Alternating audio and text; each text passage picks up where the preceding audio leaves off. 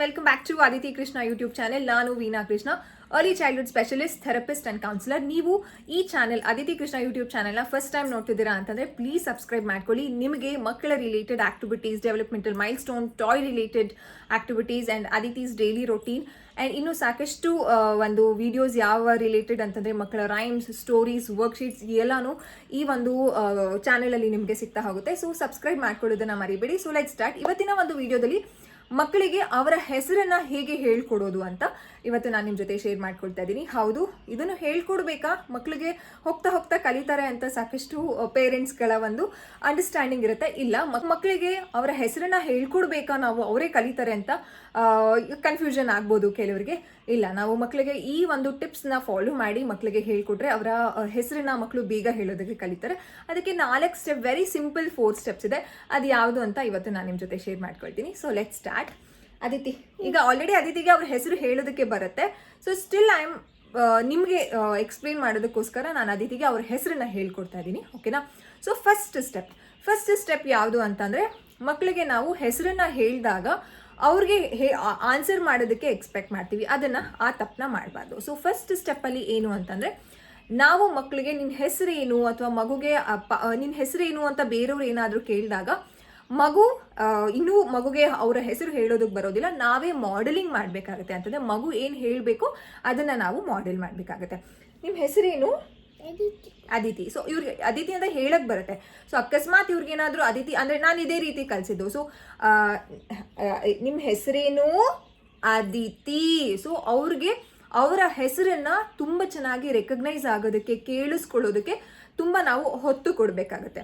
ಬರೀ ಸಾಕಷ್ಟು ತಪ್ಪುಗಳು ನಾವು ಆಸ್ ಅ ಪೇರೆಂಟಾಗಿ ಏನು ಮಾಡ್ತೀವಿ ಅಂತ ಜಸ್ಟ್ ಕ್ವಶನ್ ಮಾತ್ರ ಹೇಳ್ತೀವಿ.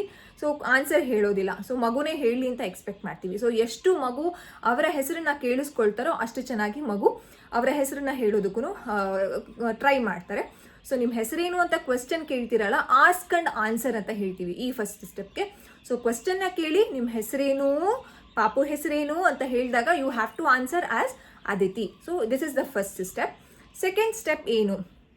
ಸೊ ಈ ಸೆಕೆಂಡ್ ಸ್ಟೆಪ್ ಯಾವ ಥರ ಅಂತಂದರೆ, ನಿಮ್ಮ ಹೆಸರೇನು ಅಂತ ಕೇಳಿದಾಗ ನೀವು ನಿಮ್ಮ ಮಕ್ಕಳ ಅಥವಾ ನಿಮ್ಮ ಮಗುವಿನ ಹೆಸರನ್ನು ಬಿಡಿಸಿ ಹೇಳೋದು. You have to split the complete letters. ಈಗ ನಿಮ್ಮ ಮಗುವಿನ ಹೆಸರು ಅಗಮ್ಯ ಅಂತ ಇರ್ಬೋದು. Agamya, Aditi. You have to be slow. ಯಾಕೆ ಹೇಳಬೇಕು ಅಂತಂದರೆ ಮಗು ಕೇಳಿಸ್ಕೊಳ್ತಾ ಇರುತ್ತೆ, ಒಂದು ವರ್ಡೇ ಮಗುಗೆ ರೆಜಿಸ್ಟರ್ ಆಗ್ತಾ ಇರುತ್ತೆ. ಈ ಕಾರಣ ಅದಿತಿ. ಸೊ ಈ ರೀತಿ. So it is not like ಅಂದರೆ ಅಯ್ಯೋ ಮಗು ಹೆಸರು ಇದೇ ರೀತಿ ಹೇಳೋದು ಕಲಿಯುತ್ತಾ ಅಂತ ಭಯ ಪಡಬೇಡಿ. ಇದು ನಿಮಗೆ ಫಸ್ಟ್ ಸ್ಟೆಪ್ ಯೂಸ್ ಮಾಡಿದ್ಮೇಲೆ ನೀವು 2ನೇ ಸ್ಟೆಪ್ ಯೂಸ್ ಮಾಡಿದಾಗ ಇನ್ನೂ ಚೆನ್ನಾಗಿ ರೆಜಿಸ್ಟರ್ ಆಗ್ತಿರುತ್ತೆ. You have to follow from 1 to 4th ಸ್ಟೆಪ್ವರೆಗೂ ನೀವು ಒಂದು ಸಿಸ್ಟಮ್ಯಾಟಿಕ್ ಆಗಿ ಫಾಲೋ ಮಾಡ್ಕೊಂಡು ಹೋಗ್ಬೇಕಾಗತ್ತೆ. Aditi, come here.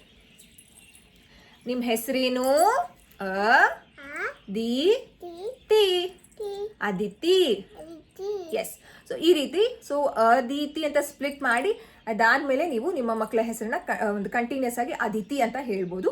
So this is the second step. Third step ಏನು ಅಂತಂದರೆ, you have to give clue. ಹೇಗೆ ಕ್ಲೂ ಕೊಡೋದು ಮಗುಗೆ ಅಂತಂದರೆ, ನೀವು ನಿಮ್ಮ ಮಗುವಿನ ಹೆಸರು ನಿಮ್ಮ ಹೆಸರೇನು ಅಂತ ಕೇಳಿದಾಗ you have to give clue. ಅಂತ ಹೇಳಿದಾಗ ನಿಮ್ಮ ಹೆಸರೇನು?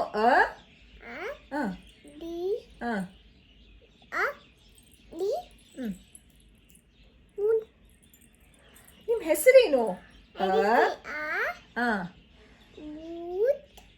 ಓಕೆ. ಸೊ ಈ ರೀತಿ ಕ್ಲೂನ ಕೊಡಬೇಕಾಗುತ್ತೆ. ಸೊ ನಿಮ್ಮ ಹೆಸರೇನು ಅಂತ ಕೇಳಿದಾಗ ಮಗುಗೆ ಹೆಸರು ಗೊತ್ತಿರುತ್ತೆ, ಆದರೆ ಹೇಗೆ ಸ್ಟಾರ್ಟ್ ಮಾಡೋದು ಅಂತ ಕೆಲವು ಮಕ್ಕಳುಗಳಿಗೆ ಸ್ಟಾರ್ಟಿಂಗ್ ಪ್ರಾಬ್ಲಮ್ ಇರುತ್ತೆ. ಸೊ ಅಂತಹ ಮಕ್ಕಳುಗಳಿಗೆ ಇದು ಹೆಲ್ಪ್ ಆಗುತ್ತೆ. ಸೊ ನಿಮ್ಮ ಹೆಸರೇನು ಅಂತ ಹೇಳಿದಾಗ ಮಗುವಿನ ಸ್ಟಾರ್ಟಿಂಗ್ ಲೆಟರ್ ಚ ಇರ್ಬೋದು, ಪ ಇರ್ಬೋದು, ಮಾ ಇರ್ಬೋದು, ನಾ ಇರ್ಬೋದು, whatever, just give the starting letter clue.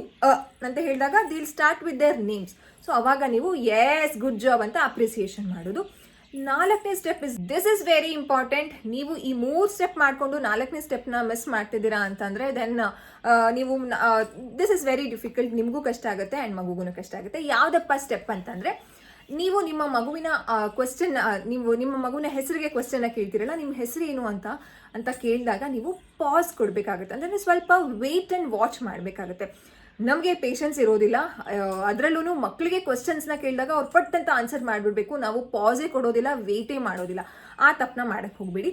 So ಮಗುಗೆ ನಿಮ್ಮ ಒಂದು ಕ್ವಶನ್ನ ಕೇಳಿರ್ತೀರಲ್ಲ, ನಿಮ್ಮ ಹೆಸರೇನು ಅಂತ ಹೇಳಿದಾಗ you have to wait for at least 5 seconds ಅಂತ ಹೇಳ್ತೀವಿ. ಸೊ 5 secondsನ ವೇಟ್ ಮಾಡಿ.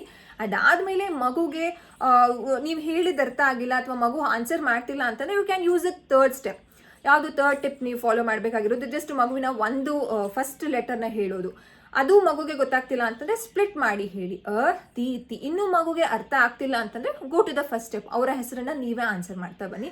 ಸೊ ಈ 4 ಸ್ಟೆಪ್ ಮಕ್ಕಳಿಗೆ ಬೇಗ ಅವರ ಹೆಸರು ಹೇಳೋದಕ್ಕೆ ಅವರು ಕಲಿತಾರೆ. ಇದು ಈಸಿಯಾಗಿ ಅವರಿಗೆ ಅರ್ಥನೂ ಸಹ ಆಗುತ್ತೆ to answer their own name. And ಇನ್ನೊಂದು ಇಂಪಾರ್ಟೆಂಟ್ ಟಿಪ್, ಪ್ಲೀಸ್ ಪ್ರತಿಯೊಬ್ಬ ಪೇರೆಂಟ್ಸ್ಗಳು ಅರ್ಥ ಮಾಡ್ಕೊಳ್ಬೇಕು.